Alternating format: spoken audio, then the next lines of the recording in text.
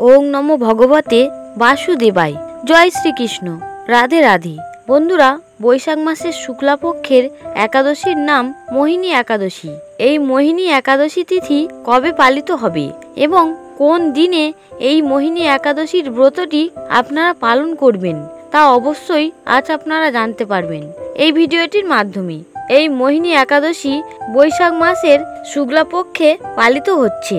বন্ধুরা, সমস্ত একাদশী ভগবান শ্রীহরি বিষ্ণুর উদ্দেশ্যে সমর্পণ করা হয়। এই একাদশী পালন করলে মানুষের সকল পাপ, দুঃখ ও মোহজাল অচিরেই বিনষ্ট হয়। তাই সকল মানুষের উচিত সকল পাপ ক্ষয়কারী ও সকল দুঃখ বিনাশকারী এই একাদশীর ব্রত পালন করা।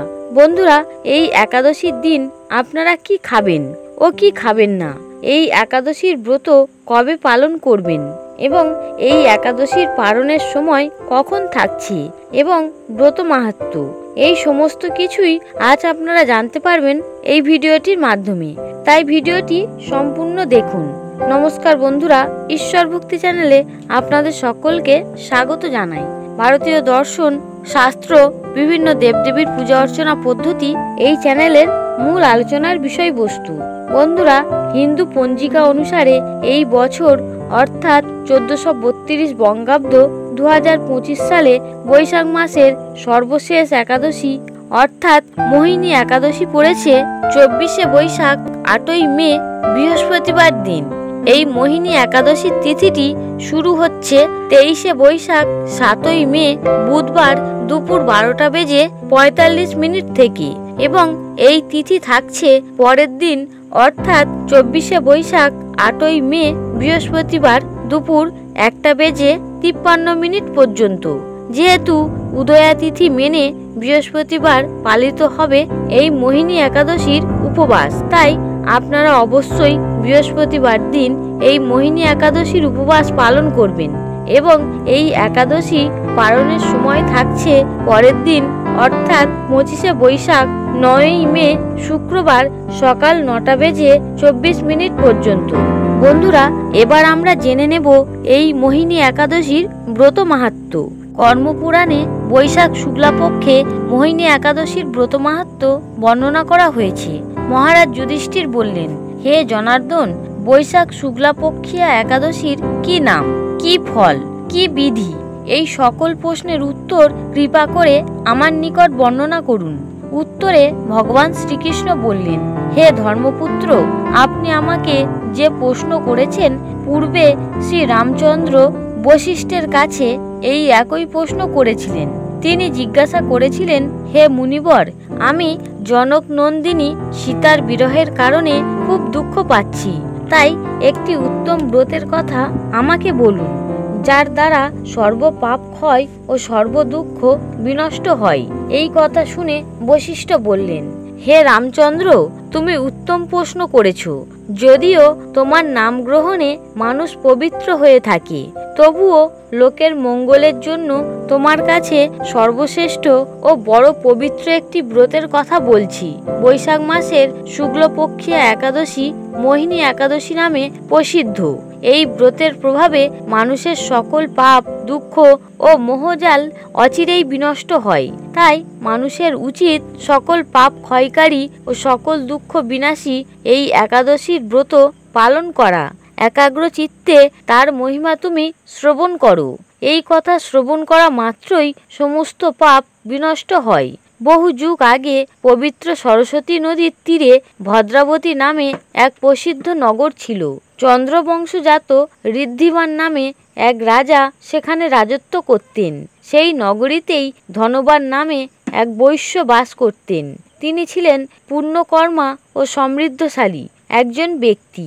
তিনি নলকূপ, জলাশয়, উদ্যান, মঠ ও গৃহ ইত্যাদি নির্মাণ করে দিতেন মানুষদের জন্য। তিনি ছিলেন কৃষ্ণভক্ত পরায়ণ ও শান্ত প্রকৃতির একজন মানুষ।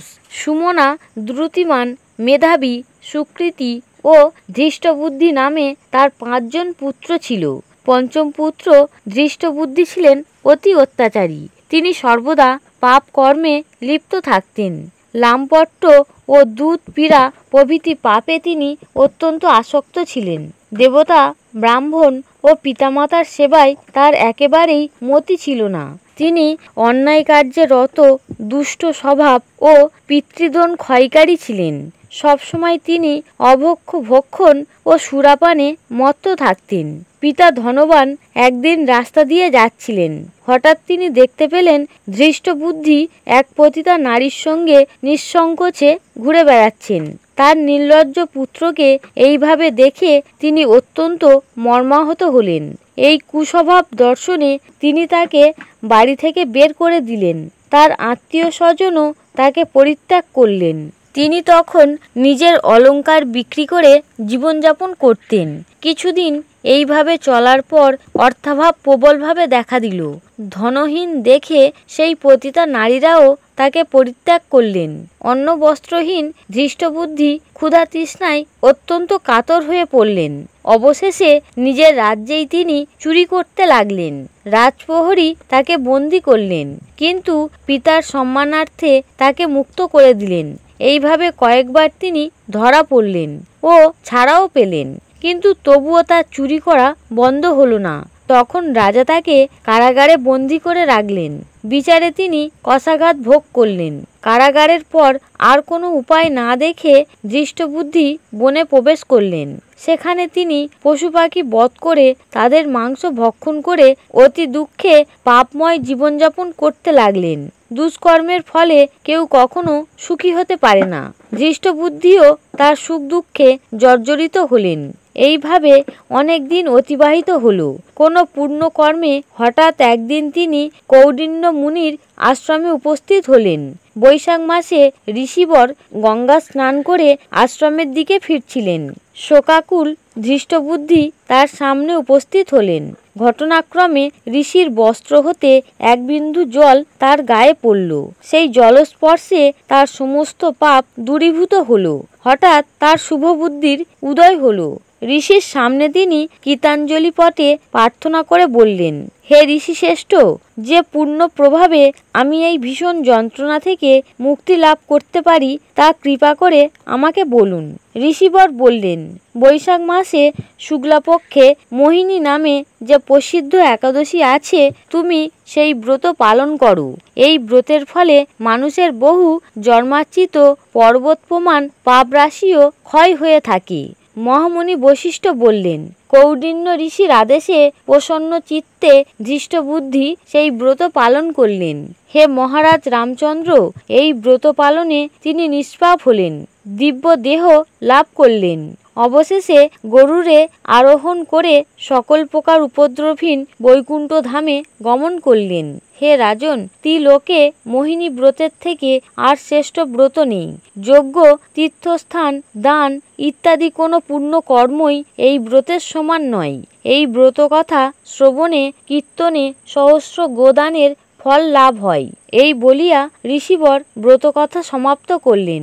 এছাড়া বন্ধুরা, এই একাদশী পালনের একটি গুরুত্বপূর্ণ অংশ হল উপবাস। এই দিনে ভক্তরা নিয়মিত খাবার গ্রহণ করা থেকে বিরত থাকেন। একাদশীর উপবাসের নিয়ম অনুসারে এই দিনে সকল ভক্তরা আপেল, কলা, ডালিম, আঙুর ইত্যাদি ফল গ্রহণ করে উপবাসে দিন কাটায়। এগুলিকে বিশুদ্ধ এবং হালকা বলে মনে করা হয়, যা উপবাসের জন্য আদর্শ করে তোলে। আবার অনেক ভক্তরা শস্য বা ডাল ছাড়া তৈরি খাবার খান, যেমন মিষ্টি আলু, বজরার আঠা এবং সাবুদানা। এই খাবারগুলিকে হালকা অথচ পুষ্টিকর বলে মনে করা হয়। এছাড়াও দুধ বা দুগ্ধ জাতীয় যে কোনো দ্রব্য, যেমন দই, দুধ, পনির ইত্যাদি খাবার। আবার এই একাদশীর দিন আপনারা শুকনো খাবারও খেতে পারেন, যেমন কিশমিশ, কাজু, বাদাম ইত্যাদি। বন্ধুরা, এই একাদশীর দিন যে খাবারগুলি ভুলেও আমাদের গ্রহণ করা উচিত নয়, তা হলো যে কোনো ধরনের অ্যালকোহল। এছাড়া বাজারের তৈরি খাবার এড়িয়ে চলা অপরিহার্য, কারণ এগুলি অপবিত্র বলে বিবেচিত হয়। বন্ধুরা, আবার এই একাদশীর দিন আমাদের যে সকল কাজ করতে নেই তা হলো চুরি করা, মিথ্যা কথা বলা, জুয়া খেলা কিংবা কারো সাথে ঝগড়া করা বা কারো সাথে কটু শব্দে কথা বলা। বন্ধুরা, আশা করি ভিডিওটি দেখে আপনাদের ভালো লেগেছে। যদি ভিডিওটি দেখে আপনাদের ভালো লাগে তাহলে অবশ্যই একটি লাইক করবেন। করবেন। আপনারা সকলে ভালো থাকুন, সুস্থ থাকুন এই কামনা করে আজকের মতো ভিডিওটি এখানেই শেষ করছি। হরে কৃষ্ণ।